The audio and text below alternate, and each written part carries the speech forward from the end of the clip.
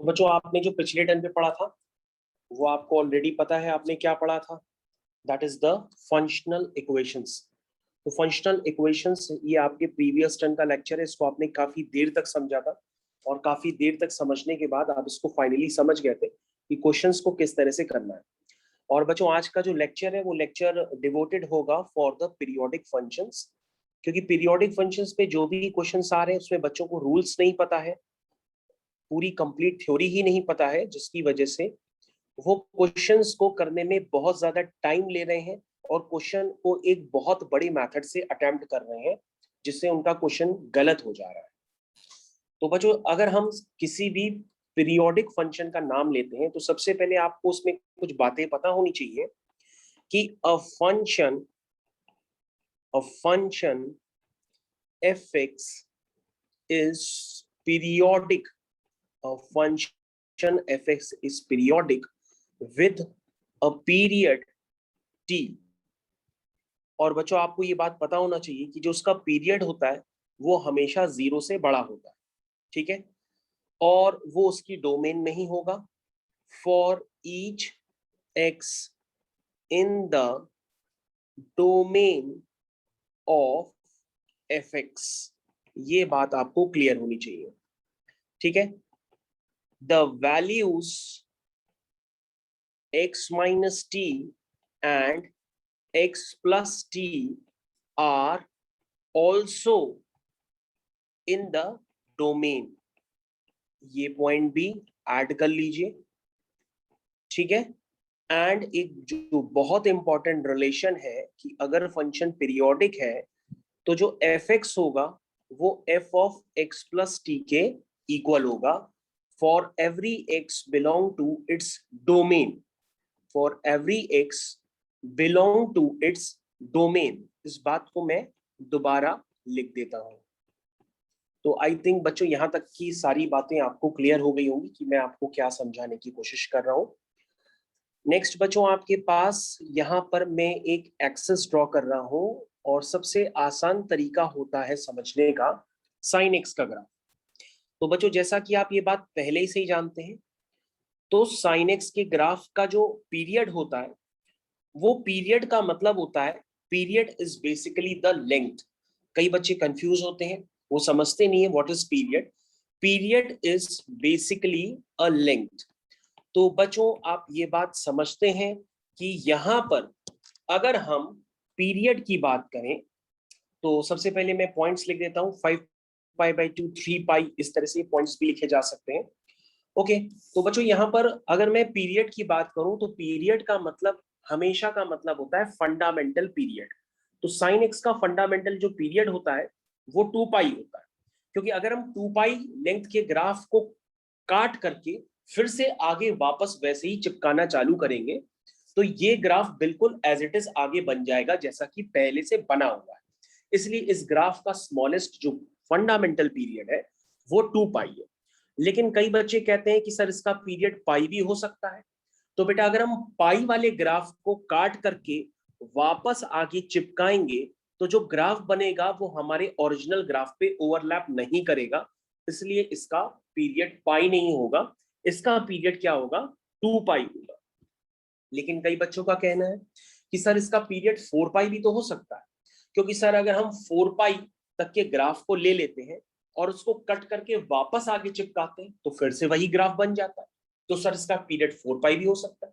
कोई कहता है इसका पीरियड 2π भी हो सकता है, क्योंकि साइन एक्स की डोमेन होती है ऑल रियल नंबर्स, यानी ये -∞ से लेकर के +∞ तक बना हुआ है। लेकिन हमें हमें क्या करना होता है, हमें बेसिकली फंडामेंटल पीरियड हर बार हर क्वेश्चन में निकालना होता है। इसलिए इसका फंडामेंटल पीरियड यानी जो सबसे स्मॉलेस्ट पाथ है वो इसका 2π है, 4π नहीं, ठीक है। तो 2π के बाद ये अपने नेचर को रिपीट करता है। और बच्चों आने वाले एग्जाम पॉइंट ऑफ व्यू से मैं आपको समझाना चाहता हूं कि कई सारे क्वेश्चंस में कभी कभी आपका फंडामेंटल पीरियड नहीं निकलता है। ऐसे केसेस में जो भी आपका पीरियड निकलता है आप उस पीरियड को फंडामेंटल पीरियड में कन्वर्ट करने की कोशिश करिए। अगर वो कन्वर्ट हो जाता है तो वही आपका आंसर होगा, लेकिन वो अगर कन्वर्ट नहीं होता है तो समझ गए होंगे आप, अगर वो कन्वर्ट नहीं होता है तो वही आपका आंसर है, अगर कन्वर्ट हो यस जाता है तो सर। आपको फंडामेंटल पीरियड निकालना होगा। ओके तो बेटो कई सारे क्वेश्चंस में फंडामेंटल पीरियड नहीं निकलता है, तो आपको फंडामेंटल पीरियड निकालना पड़ेगा अपनी ट्रिग्नोमेट्री को यूज करके। अगर नहीं निकलता है तो आपने जो पीरियड निकाला है तो फिर उसी को ही आप अपना पीरियड मान लीजिए। अब बच्चों कई सारे बच्चे कहते हैं कि सर कि पीरियोडिक फंक्शंस के लिए आप हर बार एक रिलेशन डेवलप कर देते हैं f x is equal to f of x plus t, जहां ये सारी बातें अपनी डोमेन में ही हो रही है। लेकिन बच्चों यहां पर आप क्या इस बात की प्रूविंग जानते हैं, क्या इस बात को समझते हैं? तो इसके लिए आप हेडिंग डाल दीजिए कि finding period of a function.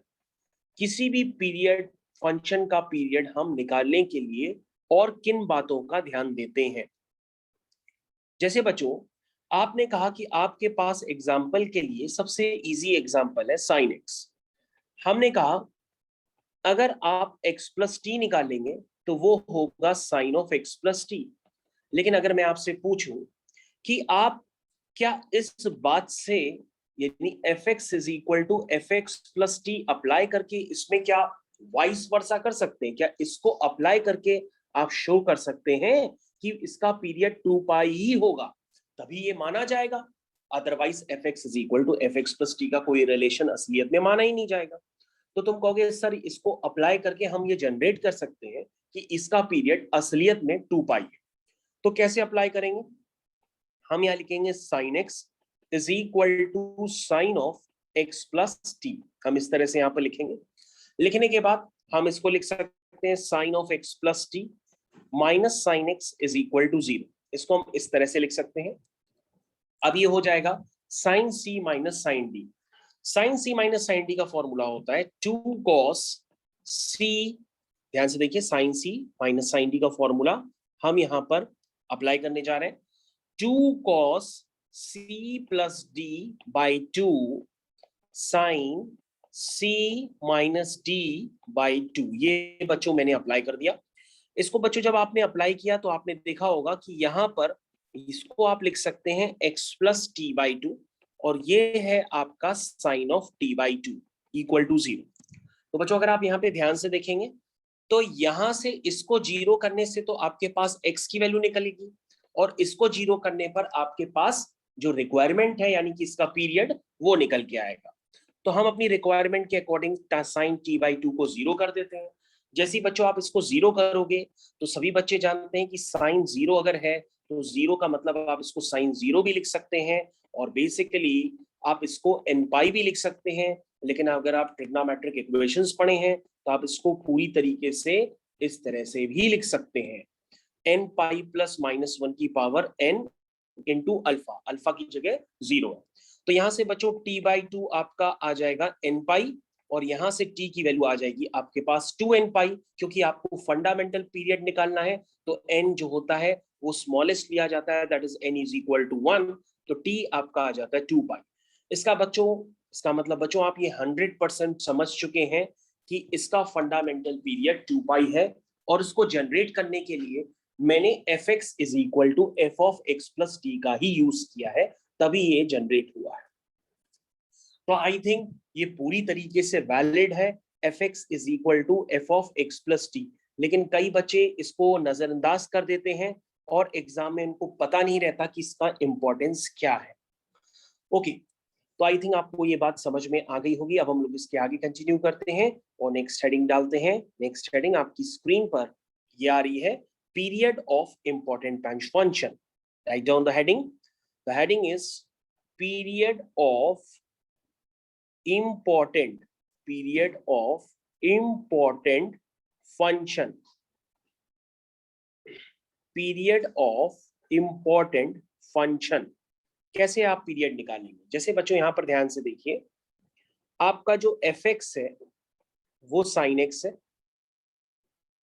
खूब सारे मैं फंक्शंस ले लेता हूं और उनके पीरियड्स में आपसे पूछता चला जाऊंगा।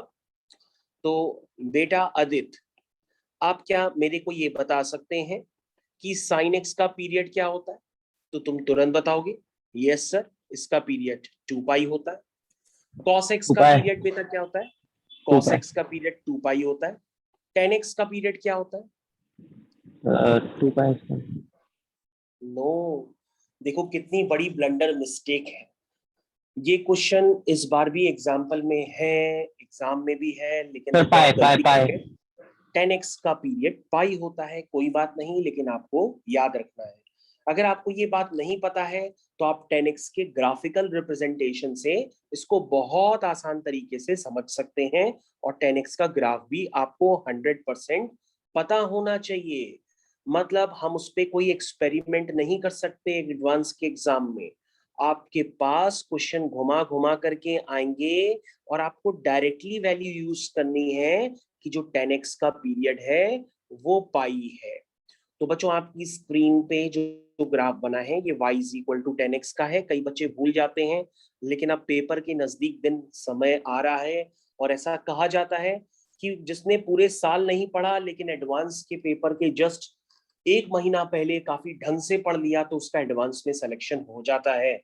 बिल्कुल उसी तरह सिर्फ जो पढ़ाई काम आती है वो एक महीने पहले की पढ़ाई काम आती है। तो आप ध्यान से देखेंगे तो आपके सामने में ये ऑरेंज कलर का जो ग्राफ है इसको मैं शेड कर रहा हूँ, और फिर से ये मैं शेड कर रहा हूँ, और अगर आप ध्यान से देखेंगे तो ये पॉइंट है 0, ये है π/2 और ये है पाई, फिर ये है 3π/2। यानी कि अगर बेटा आदित्य आप यहाँ पर ध्यान से देखेंगे तो आपको ये नजर आएगा कि यहाँ पर पाई के बाद ग्राफ का nature as it is repeat हो रहा है, बिल्कुल उसी तरीके से जैसे ओरिजिन से रिपीट होता है।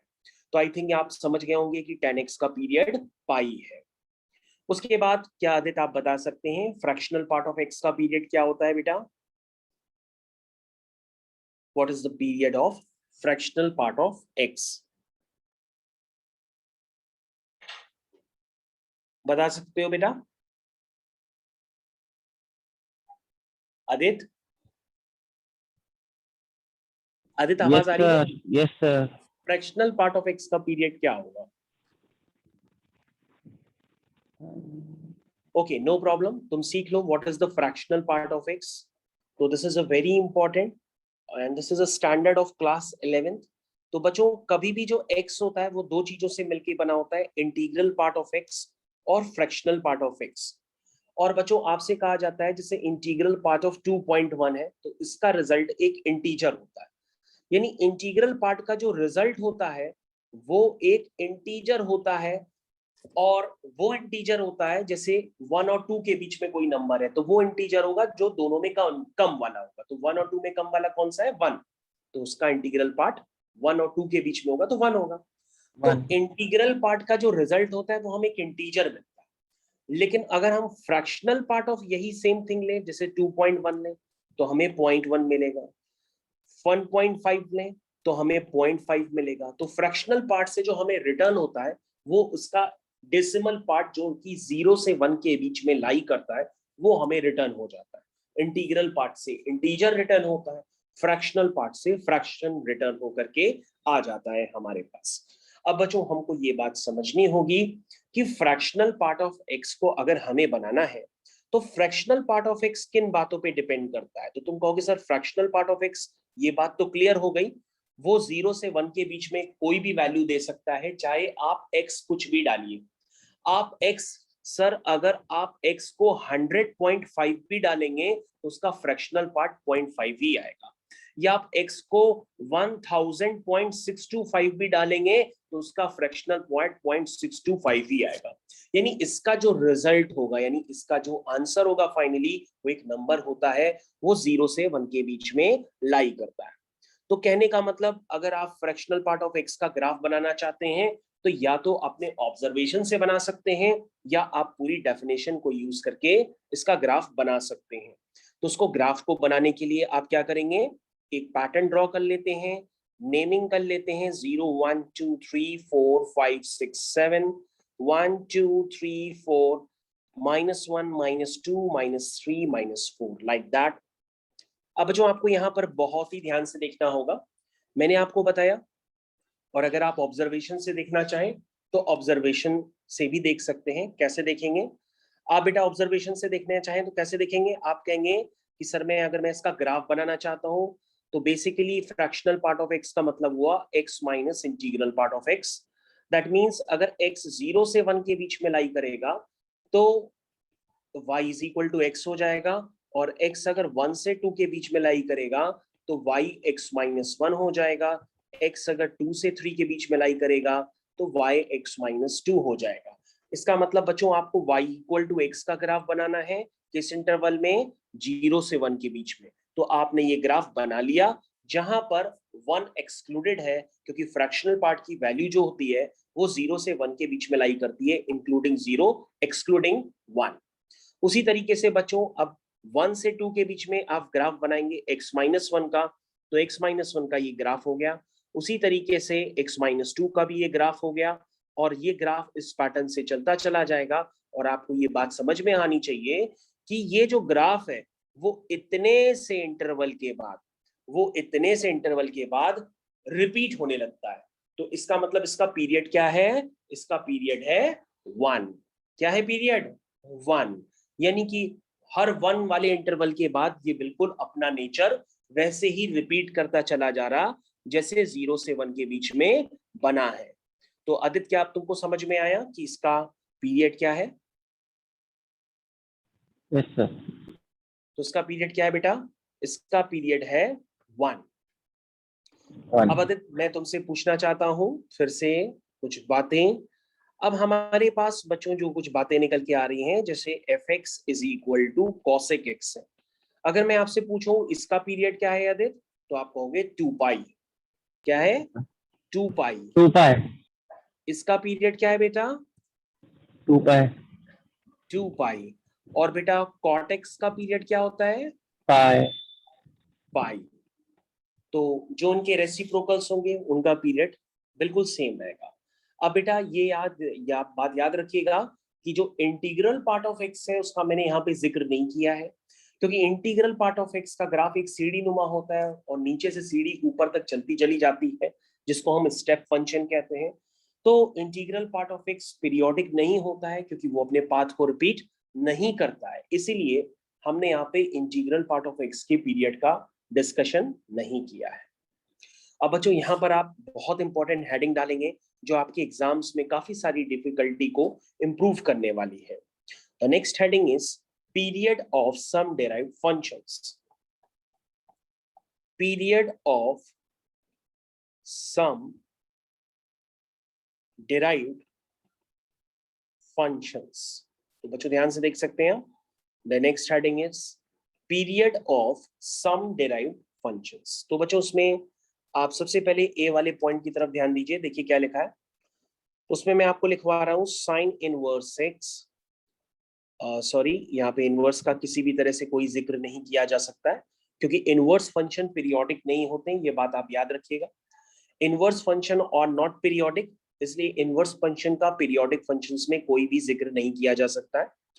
अब हम लोग यहाँ से बच्चों आगे कंटिन्यूएशन में लेते हैं और यहाँ पर दूसरे पॉइंट्स लिखते हैं। जैसे आपके पास कोई लिख दे साइन की पावर nx, कॉस की पावर nx, सेक की पावर nx, cosec की power nx have period pi if n is even and 2 pi if n is odd। ठीक है, समझ में आ गया? और फ्रैक्शन भी लिख सकते हैं। तो बच्चों इस बात को आप समझने की कोशिश करिए जो मैंने अभी आपको लिखवाई है। मैंने आपको लिखवाया है बच्चों कि यदि आपका n इवन होता है तो आपका साइन की पावर nx, कॉस की पावर nx, सेक की पावर nx, कॉसेक की पावर nx का जो पीरियड रहेगा वो वही रहेगा 2 पाई। लेकिन अगर n ऑड हो जाता है या फ्रैक्शन हो जाता है लाइक दैट 1/2, 5/2, तो ऐसे केस में उसका पीरियड क्या हो जाएगा? पाई हो जाएगा। तो बच्चों इस बात को समझने की कोशिश करिए, मैं आपको दोबारा समझाने की कोशिश करता हूं अगर आप लैंग्वेज में कंफ्यूज हो रहे हैं। बच्चों मैंने अभी आपको जस्ट अभी पीछे बताया है, ध्यान से देखिए। आपके पास साइन एक्स है जिसका पीरियड आप जानते हैं 2 पाई, लेकिन जरूरी थोड़ी नहीं आपके पास हमेशा ही साइन एक्स है। आपके पास साइन स्क्वायर एक्स भी हो सकता है, साइन की पावर 4x भी हो सकता है, कॉस की पावर 8x भी हो सकता है, सेक की पावर 100x भी हो सकता है। यानी कि अगर साइन, कॉस, सेक, कॉसेक इनकी पावर अगर इवन है तो जो पीरियड होगा वो बेसिकली क्या होगा? पाई होगा। लेकिन अगर ध्यान से देखिएगा, पीरियड क्या होगा, पाई होगा जब n क्या है, इवन हो। लेकिन बच्चों यही पीरियड 2 पाई बन जाएगा, या कब बनेगा ये 2 पाई, जब आपका n क्या होगा, ऑड होगा या फ्रैक्शन होगा। यानी कि साइन की फ्रैक्शन। पावर 3x, कॉस की पावर 3x, कॉस की पावर 5/2x, इन केस में इनका पीरियड 2 पाई ही रहेगा। तो बच्चों इन पॉइंट्स को समझने की कोशिश करिए। कभी कभी मैं भी इन पॉइंट्स को काफी देर तक एक्सप्लेन करता रहता हूं, लेकिन बच्चे समझ नहीं पाते हैं। तो इन बातों को समझने की कोशिश करिए कि मैंने आपको बताया था कि sin x, cos x, tan x यही थोड़ी नहीं हमेशा आते रहेंगे, इनके पास डेराइव्ड फंक्शंस भी आ सकते हैं। अगर वो साइन कॉसेक है और उनकी पावर इवन है तो उनका पीरियड होगा पाई, लेकिन अगर पावर ऑड है या फ्रैक्शन है तो उनका पीरियड 2 पाई होगा। वन सेकेंड मैंने बच्चों 2 बार रिपीट कर दिया। अगर आपको कोई कंफ्यूजन होगा तो आप हमारी थ्योरी नोट्स में ध्यान से देखिए, आपको समझ में आएगा। उसके बाद बच्चे पूछते हैं कि सर ये आपने टेन और कॉट का जिक्र ही नहीं किया। तो 10 की पावर nx, कॉट की power nx are always periodic with period pi. तो बच्चों ध्यान से देखो, मैंने आपको बताया कि 10 की पावर nx हो, कॉट की पावर nx हो। अब इसमें n चाहे कुछ भी हो, यानी कि यहां पर tan स्क्वायर एक्स भी हो सकता है, कॉट स्क्वायर एक्स भी हो सकता है, tan क्यूब एक्स भी हो सकता है, कॉट क्यूब एक्स भी हो सकता है, 10 की पावर 3/2x भी हो सकता है, कॉट की पावर 3/2x भी हो सकता है। यानी n कुछ भी हो सकता है, इवन ऑड फ्रैक्शन। उसमें 10 और कॉट का जो पीरियड होगा वो हमेशा ही क्या होगा, पाई होगा। तो बच्चों आपने साइन एक्स का ग्राफ बनाया है और आपने मॉड साइन एक्स का भी ग्राफ देखा ही है, मॉड कॉस एक्स का भी देखा है, मॉड टेन एक्स, इसमें सब आप लिख सकते हैं, mod cot x, mod sec x, mod cosec x, जितने भी हैं 6 के 6 ट्रिग्नोमेट्रिक फंक्शंस, वो सारे आपने लिख दिए। तो बच्चों आपको पता होना चाहिएगा कि ये सारे पीरियोडिक होते हैं, are all periodic with period pi, with period pi. ये सारे पीरियोडिक होते हैं और इनका पीरियड जो होता है वो पाई होता है। आई थिंक ये बात आपको क्लियर होनी चाहिए। अब हम लोग बच्चों डी वाले पार्ट की तरफ चलते हैं और इस बात को हम दोबारा लिखवा देते हैं क्योंकि आप इसमें कंफ्यूज हो गए थे। तो fractional part of x is periodic. मैं इंटीग्रल पार्ट ऑफ एक्स का जिक्र नहीं कर रहा हूं, फ्रैक्शनल पार्ट ऑफ एक्स का जिक्र कर रहा हूं। ये पीरियोडिक होता है विद पीरियड 1, ये आपको याद रखना होगा। उसके बाद बच्चों एक नेक्स्ट पॉइंट आता है, उसमें आप लिख सकते हैं कि एल्जेब्रिक फंक्शंस, आप लिख सकते हैं algebraic functions. For example algebraic function जैसे x हो सकता है, x² + 11 हो सकता है, कोई भी पॉलिनोमियल हो सकती है। ये सब क्या है, ये सब पीरियोडिक नहीं होते हैं। आर ऑल जो पीरियोडिक नहीं होते हैं उनको हम लोग ए पीरियोडिक के नाम से जानते हैं। तो आई थिंक आपको ये सारे पॉइंट्स जितने भी इंपॉर्टेंट थे for the period of some derived functions, ये मैंने सारे आपको शॉर्टकट में लिखवा दिए हैं। अब आपको किसी के ग्राफ की बनाने की जरूरत नहीं है, आप डायरेक्टली एग्जाम में बता सकते हैं कि किसी भी फंक्शन का पीरियड आपको कैसे बताना होगा। तो आदित्य बेटा यहां तक समझ में आ गया? Yes sir. ओके। तो बच्चों हम लोग यहाँ से आगे कंटिन्यूएशन में लेते हैं और नेक्स्ट थ्योरी की तरफ बढ़ते हैं। The next theory is the properties used to find the period of given function. Write down the heading, properties used to find period of given function. Now you can see, is this the heading? ध्यान से देखिए इसमें क्या लिखा है। सबसे पहले if fx has period t, then 1/fx and square root of fx also have a period, also have a period t।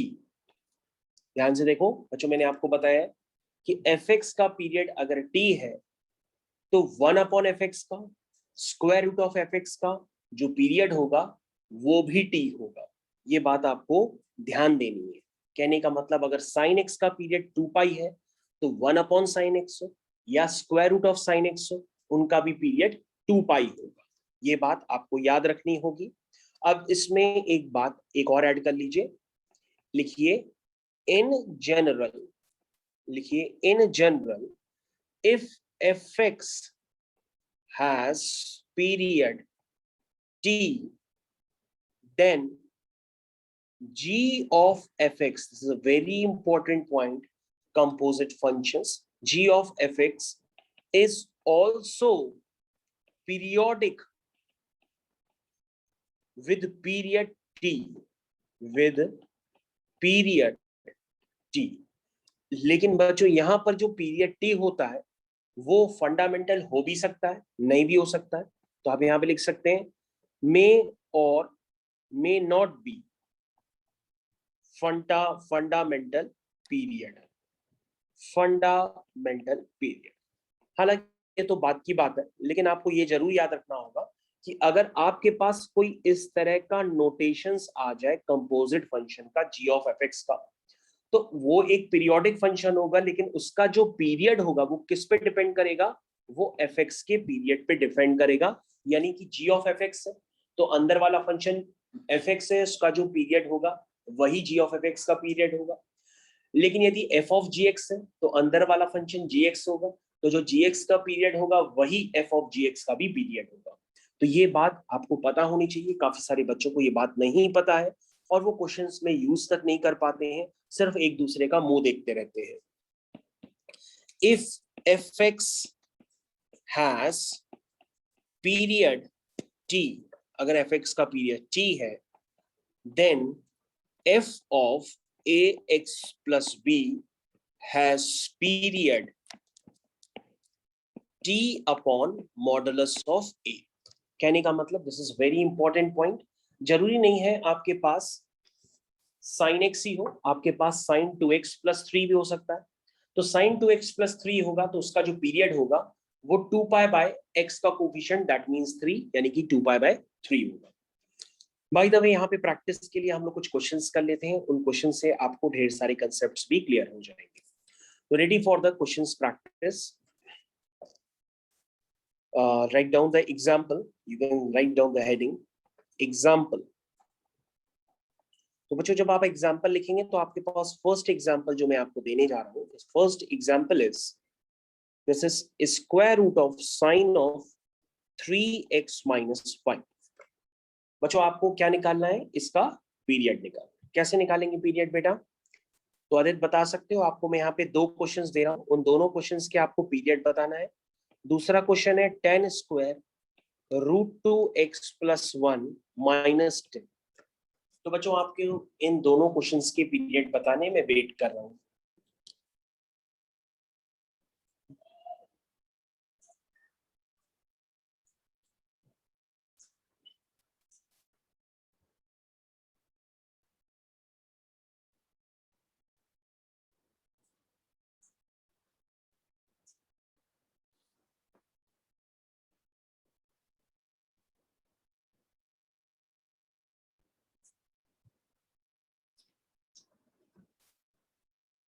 बताओ बेटा, जल्दी बताओ।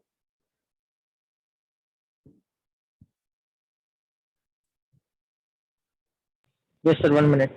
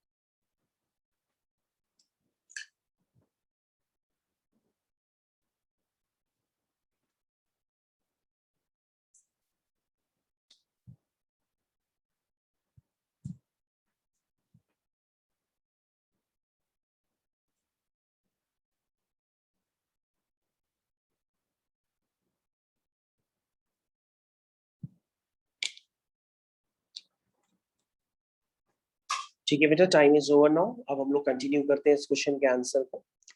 तो बच्चों सबसे पहले इस तरह के क्वेश्चंस बहुत ही फंडामेंटल है। सबसे पहले बच्चों आपको पता होना चाहिए कि थ्योरी क्लास में आपको पढ़ाया गया कि जो साइन एक्स होता है उसका पीरियड 2 पाई होता है। फिर आपको थ्योरी क्लास में बताया गया कि रूट ऑफ साइन एक्स जो होता है उसका पीरियड भी 2 पाई होगा। फिर आपको नेक्स्ट थ्योरी बताई गई कि अगर आप square root of sine x लिखते हैं तो उसका पीरियड 2 पाई है। लेकिन जस्ट आपको अभी सिखाया गया कि अगर ये हो जाए साइन ऑफ 3x-5 तो इसका पीरियड हो जाएगा 2 पाई बाय मॉड ए, और x का कोफिशिएंट क्या है 3, दैट इज इसका पीरियड हो गया 2 पाई बाय 3। तो this is your final answer, this is 2 pi by 3। ठीक है, समझ में आ गया। उसके बाद बच्चों आपको ध्यान देना होगा नेक्स्ट वाले क्वेश्चन की तरफ। नेक्स्ट वाले क्वेश्चन के लिए तो मैंने आपको काफी देर तक ऑलरेडी जिक्र करके बता दिया है।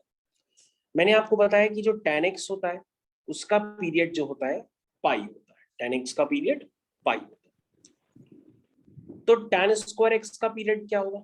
वो भी पाई होगा, क्योंकि आपको ये तो थ्योरी पाई बाय रूट लिखा है। यस, तो बेटा अब आपको tan square √2x, this is tan square √2x + 1 इसका पीरियड निकालना है। तो हो गया पाई/√2। और बच्चों किसी भी फंक्शन में आप चाहे 1 ऐड कर लें, चाहे 1 सब्ट्रैक्ट कर लें, या tan ऐड कर लें, या tan सब्ट्रैक्ट कर लें, पीरियड उसका वही रहेगा। क्योंकि कोई भी कांस्टेंट को ऐड करने पे और सब्ट्रैक्ट करने पे ग्राफ का नेचर नहीं बदलता, बल्कि शिफ्टिंग होती है ऊपर और नीचे, लेकिन पीरियड उसका वही सेम रहता है। तो आई थिंक ये बात आपको क्लियर हो गई। तो बच्चों हम लोग नेक्स्ट क्वेश्चन की तरफ आते हैं, और उसमें आपको पीरियड निकालना है। और अब जो क्वेश्चन करना है वो सीधा सीधा एग्जाम का ही है। तो होपफुली आप ये सब एग्जाम में नहीं कर पाए होंगे, क्योंकि आपको कुछ भी नहीं पता है। आप तो एग्जाम में ये आप नहीं कर पाए होंगे, क्योंकि आपने ये अभी तक नहीं पढ़ा है। अब आपको बच्चों निकालना है sine of fractional part of x का पीरियड। और दूसरा क्वेश्चन है बच्चों आपको निकालना है fractional part of sine x का पीरियड। तो बच्चों पहले आपके पास टाइम है, आप सोचिए और मेरे को बताइए दोनों के पीरियड्स क्या होंगे।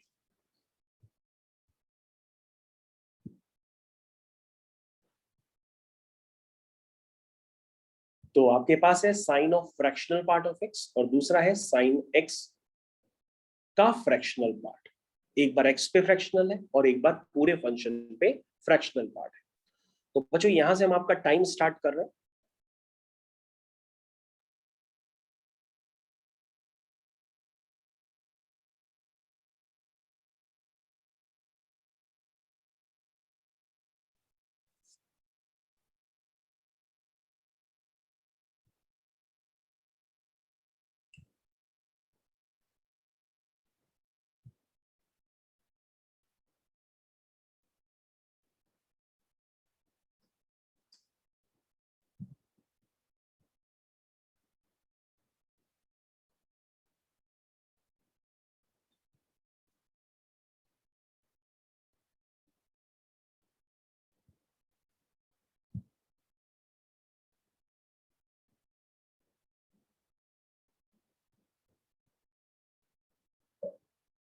सर फर्स्ट पार्ट का 1। फर्स्ट पार्ट का 1, सेकेंड पार्ट का ओके। बच्चों तो दोनों क्वेश्चंस का टाइम अब ओवर हो चुका है। अब हम लोग क्वेश्चंस को करना स्टार्ट करते हैं। तो सबसे पहले बच्चों आप यहाँ पर ध्यान से देखिए। सबसे पहले इस तरह के क्वेश्चंस कभी भी आते हैं तो आप क्या करा करिए, सबसे पहले कुछ आप एज्यूम कर लिया करिए। जैसे आपने एक फंक्शन एज्यूम कर लिया sin x, और दूसरा फंक्शन आपने एज्यूम कर लिया फ्रैक्शनल पार्ट ऑफ x। तो बच्चों आप सबसे पहले क्या करिए, एक बार f ऑफ gx निकालिए, एक बार g ऑफ fx निकालिए। तो बच्चों अगर आप निकालने की कोशिश करेंगे f ऑफ gx, तो बच्चों आपके पास fx है sin x, तो f ऑफ gx क्या होगा, वो होगा sin ऑफ gx। इसके बाद बच्चों f ऑफ gx का मतलब आपको ये बात क्लियर हो गई होगी कि sin gx और gx है आपका फ्रैक्शनल पार्ट। और बच्चों अभी मैंने आपको थ्योरी नोट्स में पढ़ाया था कि अगर कोई भी फंक्शन हो f ऑफ gx टाइप का, तो उसका जो पीरियड होगा वो gx के पीरियड के बराबर होगा। और यहाँ पे gx क्या है, gx है आपका फ्रैक्शनल पार्ट ऑफ x, इसलिए f ऑफ gx यानी sine of fractional part of x का जो पीरियड होगा वो 1 होगा। तो होपफुली आपको ये थ्योरी समझ में आई है, तभी आपने इसका सही जवाब दिया है। तो पहले वाले का जो पीरियड है 1 है। अब हम लोग दूसरे वाले का पीरियड भी बिल्कुल आसान तरीके से बता सकते हैं, क्योंकि जैसे ही हम g ऑफ fx की बातचीत करेंगे तो g ऑफ fx का मतलब होता है कि जहां उसमें x है उस x को आप fx से रिप्लेस कर दीजिए। gx आपका फ्रैक्शनल पार्ट ऑफ x है, उसमें आप x को रिप्लेस कर दीजिए। किससे रिप्लेस कर दीजिए? fx से।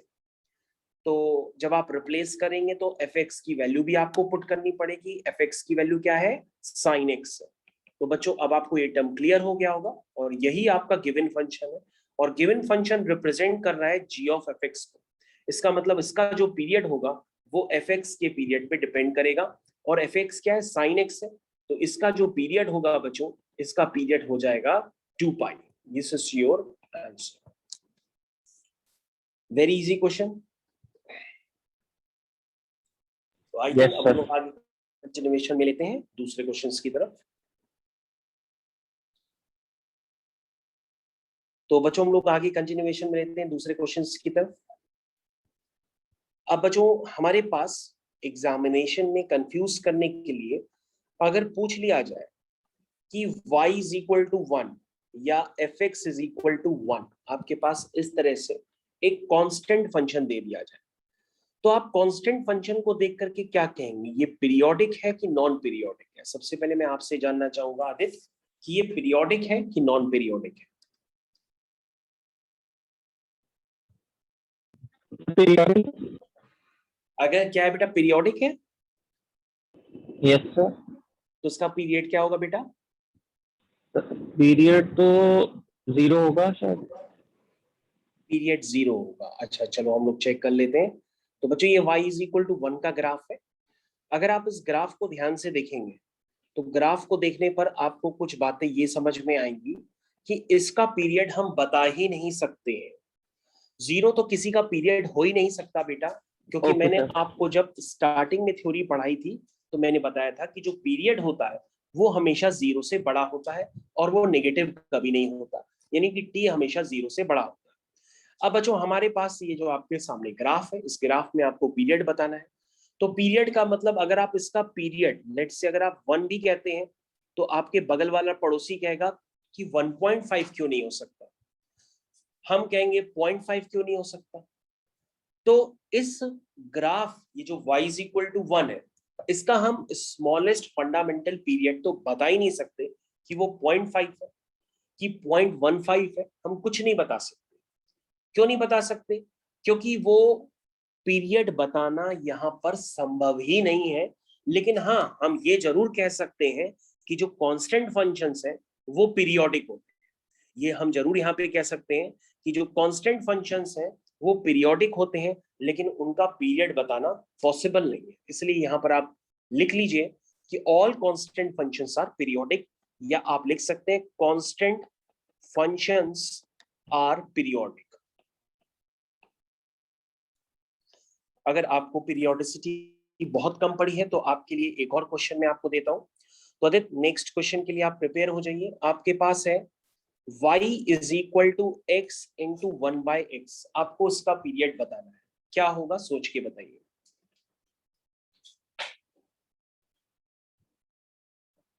Sir not defined. ओके, तो इसका पीरियड हम नहीं, नॉट डिफाइंड नहीं, ये पीरियोडिक है कि नहीं है ये बताना। ये यस सर। पीरियोडिक है कि नहीं है? ओके, आपके अकॉर्डिंग ये पीरियोडिक है तो हम उसको जस्ट चेक कर लेते हैं पीरियोडिक है कि नहीं है। तो बच्चों आपका ओरिजिनल फंक्शन आपके सामने है जो आपको सर अभी ये तो दिखाई दे रहा y है। इज इक्वल टू 1 ही हो गया ना? ये तो बेटा y इज इक्वल टू 1 हो गया, लेकिन आपकी बेटा ये जो ओरिजिनल मशीन है, ये original machine x equal to 0 पर अनडिफाइंड है। ये ओरिजिनल मशीन एक जगह अनडिफाइंड है x इक्वल टू 0 पे। तो तुम कहोगे सर ये है तो y इज इक्वल टू 1 ही, क्योंकि अगर हम सर x की जगह 1 डालते हैं तो भी ये 1 है, x की जगह 2 डालते हैं तो 2 इंटू 1/2 तो भी 1 हो गया, 3 डालते हैं तो 3 इंटू 1/3 तो भी 1 हो गया। लेकिन सर ये original machine x equal to 0 पर अनडिफाइंड है। क्या कह रहे हो बेटा? सर अगर हम पहले ही x को कैंसिल कर दें? नहीं नहीं नहीं नहीं नहीं, हमने आपको, या आपने कभी नहीं पढ़ा है तो मैं आपको बता देता हूँ, कोई भी ओरिजिनल फंक्शन जो होता है उसे हम कहते हैं मशीन। हमसे कभी भी डोमेन पूछी जाती है तो हम ओरिजिनल फंक्शन की ही डोमेन बताते हैं, उसको सिंप्लीफाइड फॉर्म में कन्वर्ट नहीं करते। तो कभी भी आप फंक्शन की जो डोमेन बताएंगे, आपको हमेशा चेक करनी पड़ेगी कि आपने ओरिजिनल फंक्शन की डोमेन बताई है कि नहीं बताई, और अगर आप एक्स्ट्रा आंसर बता रहे हैं तो आपको उसमें से हटाना भी पड़ता है। तो this is your original function, जो कि original function x equal to 0 पे डिफाइंड नहीं है। तो बच्चों अब आप बता सकते हैं कि ये पीरियोडिक है कि नहीं पीरियोडिक है, क्या बताएंगे आप? No sir. तो बेटा क्या है, ये पीरियोडिक है कि नहीं है?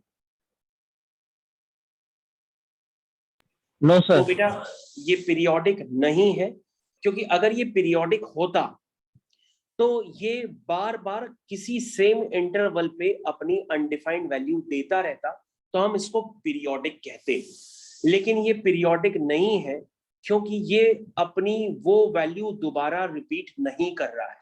ये सिर्फ एक ही जगह पे अनडिफाइंड हो रहा है, लेकिन ये अनडिफाइंड इसी तरीके से 1 पे होता, 2 पे होता, 3 पे होता, 4 पे होता, 5 पे होता, तो ये अपना पाथ रिपीट करता। लेकिन ये अपने पाथ को रिपीट नहीं कर रहा, जिसकी वजह से ये पीरियोडिक नहीं है। तो ये बच्चों आपका हो गया नॉट पीरियोडिक। तो इसी से बच्चों फंक्शंस के कंसेप्ट्स को क्लियर किया जाता है। लेकिन अगर आपको अभी भी बहुत ही आपने कम पढ़ाई की है, तो आप एक काम कर लीजिए, एक दूसरा फंक्शन ले लीजिए, fractional part of x into 1 upon fractional part of x. तो आदित्य बेटा आपको बताना होगा दिस इज पीरियोडिक और ए पीरियोडिक। सर ए पीरियोडिक। ए पीरियोडिक यानी पीरियोडिक नहीं है।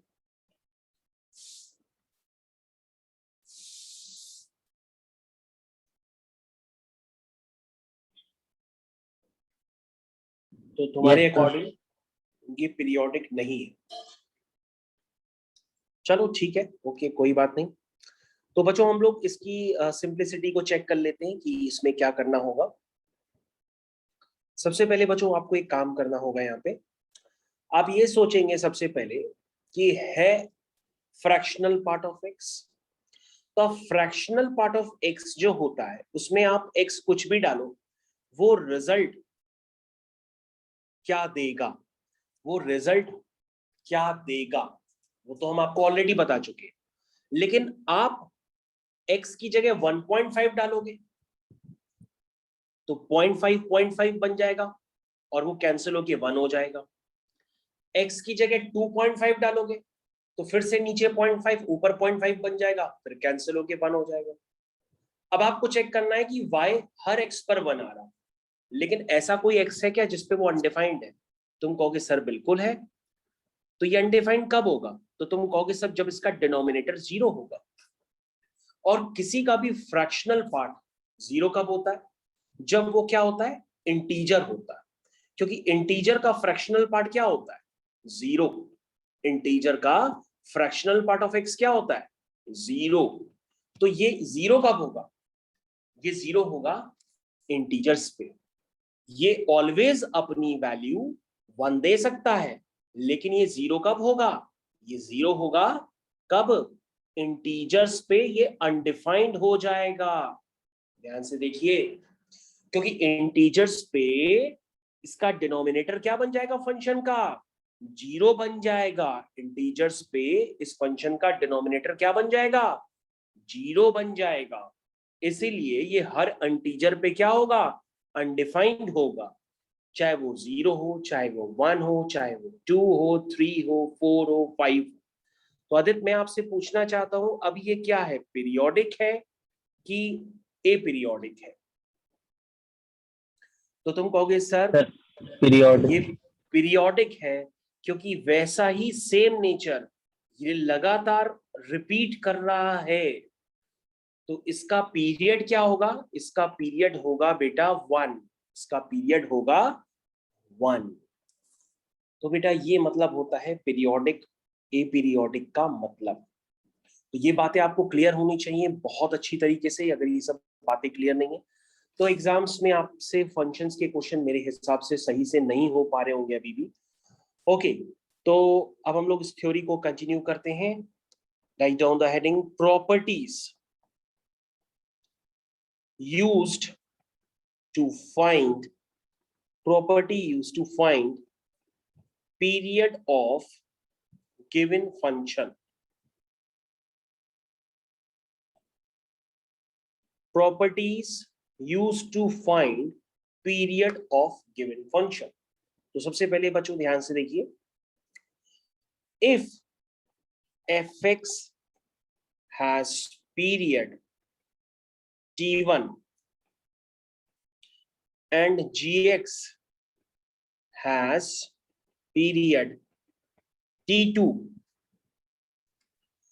then period of fx plus minus gx or fx into gx or fx upon gx is LCM of t1 and t2 provided their LCM exist. तो बच्चों अब आपके पास क्या होगा, फंक्शंस क्रिएट होंगे जिसमें वो फंक्शन मोर देन 2 या मोर देन 3 फंक्शन से मिलकर के बना हो सकता है। तो मैंने आपको बताया कि मान लीजिए आपके पास एक फंक्शन का फॉर्मेशन हुआ है, या वो फंक्शंस ऐड भी हो सकते हैं, सबट्रैक्ट भी हो सकते हैं, मल्टीप्लाई भी हो सकते हैं, डिवाइड भी हो सकते हैं। तो अगर मेरे को इंडिविजुअल फंक्शन fx और gx का यदि पीरियड t1 और t2 पता है, तो ओवरऑल फंक्शन जो होगा उसका पीरियड कैसे निकालेंगे, मैंने उसका आपको जवाब दिया है, वो होगा LCM of t1 and t2 provided उनका LCM एग्जिस्ट करे। तो तुम कहोगे सर ये बात तो समझ में आती है, लेकिन ये बात नहीं समझ में आती है कि LCM एग्जिस्ट नहीं भी करता है क्या। बिल्कुल, ऐसे कई सारे केस होते हैं जिनमें LCM एग्जिस्ट नहीं करता है। तो कहोगे सर LCM कब एग्जिस्ट नहीं करता, मैंने कहा वो तभी एग्जिस्ट नहीं करता है जब आपका एक रैशनल नंबर हो और दूसरा इरैशनल नंबर हो।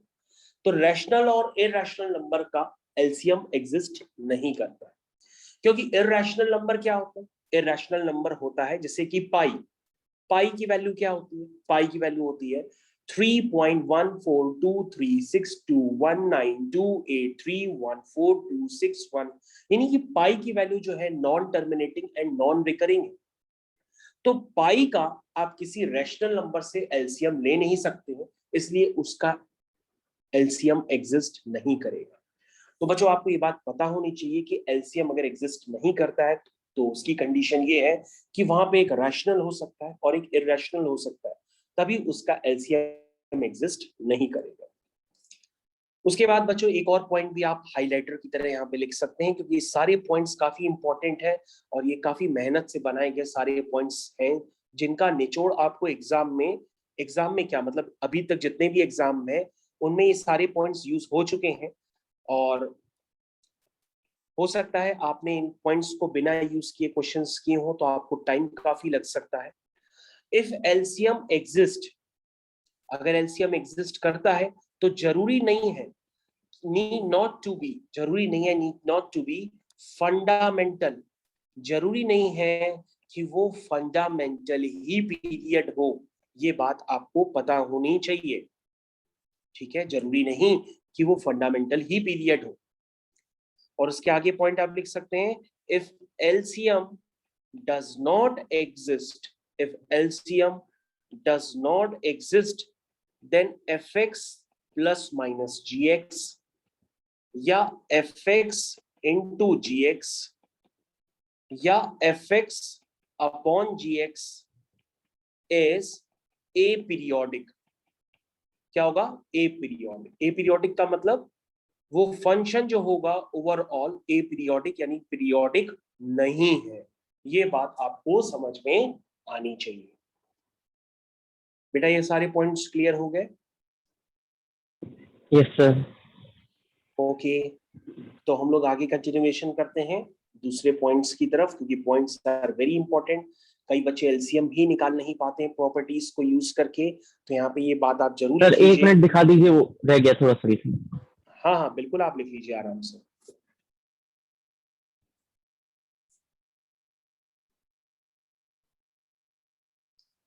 तो आई थिंक अभी आपका yes sir, done. Application of, मेरे ख्याल से तुमको एप्लीकेशन ऑफ डेरिवेटिव वगैरह भी इतने अच्छे से कमांड नहीं होगी, क्योंकि अगर फंक्शंस पे कमांड नहीं है तो उसका मतलब तुम्हारी एप्लीकेशन ऑफ डेरिवेटिव्स में भी कमांड नहीं होगी आई थिंक।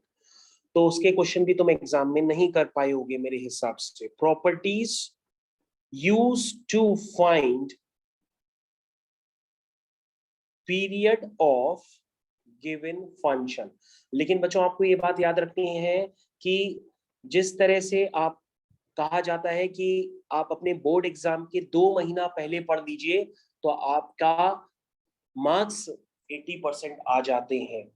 उसी तरीके से अगर आप एडवांस के पेपर के 1-1.5 महीना 2 महीना पहले सही ढंग से पढ़ना चालू कर देते हैं तो एडवांस का पेपर भी सॉल्व हो जाता है, वो बहुत इजी लगता है। बस आप रिसेंटली पढ़ना स्टार्ट कर दीजिए, आपका पेपर आपसे हो जाएगा। यही टाइम होता है, अगर आपने साल भर पढ़ा लेकिन एडवांस के पेपर के 2 महीने पहले नहीं पढ़ा तो सारी मेहनत आपकी बेकार हो जाएगी। इसलिए कुछ बच्चे जो है साल भर नहीं पढ़ते हैं लेकिन आखिरी के 2 महीने में रगड़ करके पूरी झोंक करके इधर उधर दौड़ दौड़ के पढ़ना चालू कर देते हैं, पूरी ताकत लगा देते हैं, सब कुछ कर लेते हैं और उनका रिजल्ट आ जाता है। तो यही आपको फंडा आपको भी यूज करना है, पूरी ताकत लगानी है और एडवांस आपका निकल सकता है और आपको आईआईटी कानपुर में केमिकल इंजीनियरिंग तो आराम से मिल सकती है। इतना तो पेपर आप सॉल्व आराम से कर लेंगे, लेकिन आपके टॉपिक्स तैयार होने चाहिए और लास्ट मोमेंट पे आप उनको पढ़ना स्टार्ट कर दीजिए, काम हो जाएगा आपका। Okay, the properties used to find period of a given function, this is, लिखना स्टार्ट करिए। एलसीएम ऑफ एन, मैंने जो आपको बात बताई लेकिन मैंने आपको लिखवाई नहीं इसलिए मैं आपको लिखवा देता हूं। LCM of N irrational number and rational number does not exist. तो बच्चों आप ये बात याद रखिए, LCM of a irrational number and rational number does not exist, ये पॉइंट आपको याद रखना है। उसके बाद LCM of fraction is the ratio of LCM of numerator upon HCF of denominators। तो बच्चों यहां पे ध्यान दीजिए, मैंने लिखा है कि आप किसी भी फ्रैक्शन का, जिसे आपके पास पीरियड 2π/3 भी हो सकता है, 5π/2 भी हो सकता है, अगर आप एलसीएम निकाल लें किसी भी फ्रैक्शन का तो आपने कभी जिंदगी में अगर एलसीएम निकालना है तो आपने 2, 3, 4 का निकाला होगा, 7, 5, 2 का निकाला होगा, 4 और 3 का निकाला होगा, लेकिन कभी भी आपने फ्रैक्शंस के एलसीएम नहीं निकाले। इसलिए इस बात को आप लिख लीजिएगा, क्योंकि कई बच्चे सोचते हैं ऑब्वियस है लेकिन एग्जाम में जैसे ही आता है तो वो एलसीएम निकालने लायक नहीं रहते हैं और वो सोचते हैं कि क्वेश्चन तो हमें आता है लेकिन आंसर कैसे लिखें। तो इस बात को आपको पता होना चाहिए कि किसी भी फ्रैक्शन के एलसीएम निकालने के लिए आपको न्यूमरेटर का सबसे पहले क्या लेना पड़ेगा, एलसीएम लेना पड़ेगा। जितने भी फ्रैक्शंस हैं उनके न्यूमरेटर का एलसीएम और जितने भी डिनोमिनेटर्स हैं उनका आप एचसीएफ लेंगे। अगर आप हमारी बात को कम समझ पाते हैं तो मैं इसको लिख करके समझाता हूं। लेट्स से अगर आपको एलसीएम लेना है A/B, C/D, E/F का, तो वो जो होगा वो होगा एलसीएम A,C,E का डिवाइडेड बाय HCF होगा B,D,F का। तो बच्चों ये बात आपको क्लियर होनी चाहिए, और अगर आपको क्लियर नहीं तो आप कुछ क्वेश्चंस कर लीजिए, आपको उससे ये बातें क्लियर भी हो सकती है। तो let's start with the next question. This is the question of 10x plus cos 3x। तो बच्चों आपको यहाँ पर पीरियड निकालना है 10x प्लस cos 3x का। तो आदित्य बेटा आपके पास ये क्वेश्चन है, पहले आप करिए, फिर मैं आपको बताता हूँ आंसर क्या होगा। मैं 2 क्वेश्चन आपको दे देता हूँ, कम से कम 2 क्वेश्चंस प्रैक्टिस के लिए। जैसे मैंने यहाँ लिख दिया sine 3x/5 plus sec 2x/7 plus fractional part of 2x/पाई। आपको पहले वाले और दूसरे वाले दोनों का पीरियड निकालना है, और वो पीरियड फंडामेंटल हो भी सकता है, नहीं भी हो सकता है। आप कोशिश करिए निकालने की।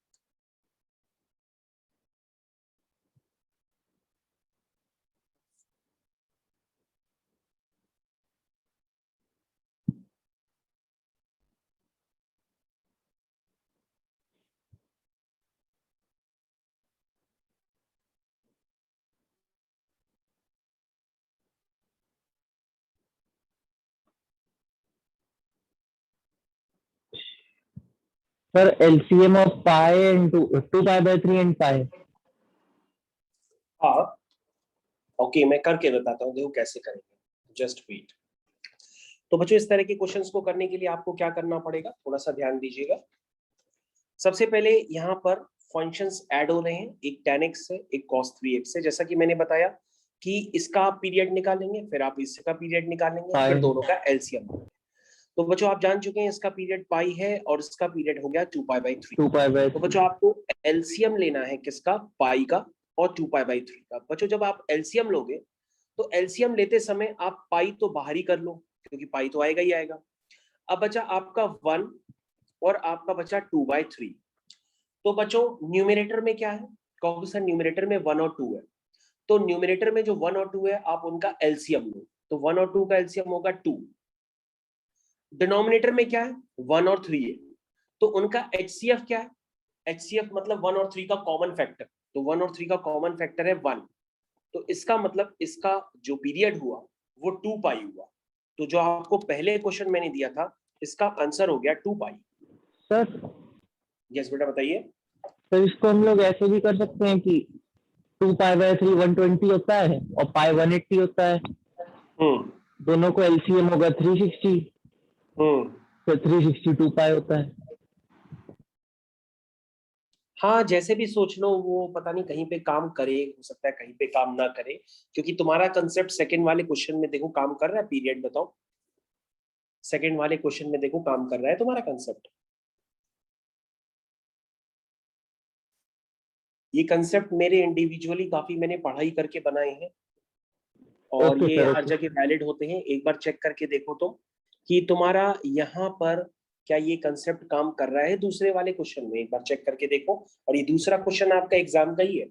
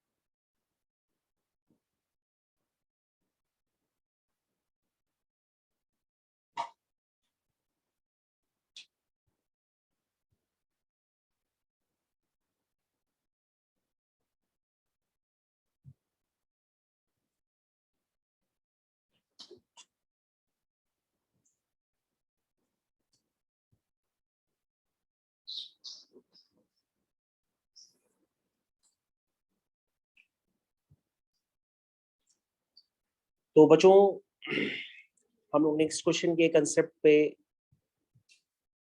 चलने वाले हैं।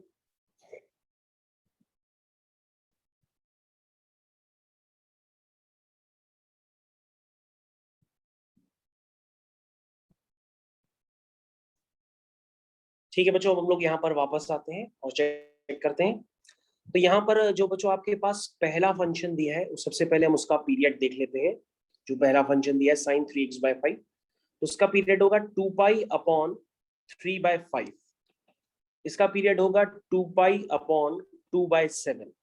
इसका पीरियड होगा 1/2/π। ऐसे ही लिखते हैं। अब इसको हम थोड़ा सा सही ढंग से लिखेंगे तो ये हो जाएगा 10π/3, ये हो जाएगा 7π/1 और ये हो जाएगा π/2। अगर हमें इनका एलसीएम लेना है तो पाई तो आप पहले बाहर ही निकाल दो, तो आपको एलसीएम लेना पड़ेगा इन फ्रैक्शंस का। यस बेटा बताइए। सर आपकी आवाज नहीं आ रही। हाँ तो बताओ बेटा क्या आंसर आएगा।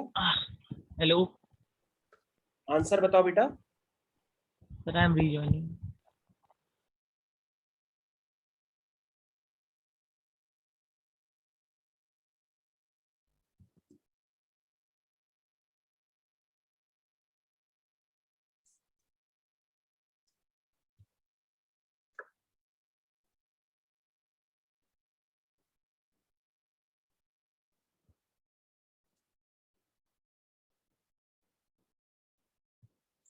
हाँ बेटा आंसर बताया, आंसर इसका निकालने हम लोग।